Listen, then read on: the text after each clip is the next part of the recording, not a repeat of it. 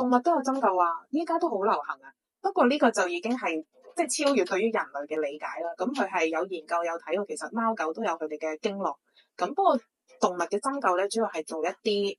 癱瘓啊，或者啲肌肉活動得唔好啊，關節炎呢方面。你話至於個治療效果，我又評價唔到太多，因為我又冇獸醫嘅牌，又冇呢一方面嘅研究，可能加下雜雜啦嘛，佢效果好好。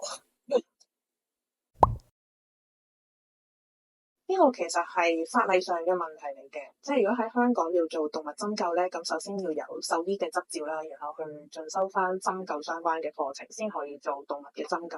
就暫時冇俾中醫係有即係進修相關寵物知識嘅課堂，跟住就可以做中醫動物針灸咁咯，就暫時冇。但係台灣係有嘅，就有一樣叫中獸醫嘅嘢咯，咁就係中醫師去進修動物相關嘅知識之後，就可以做動物嘅治療。我都有興趣㗎，因為其實都唔少病人有問我，即係屋企嘅貓狗有關節炎啊，行到唔係好舒服，咁可唔可以俾我針下？咁其實就唔得嘅，我針我自己隻貓應該 OK 咯。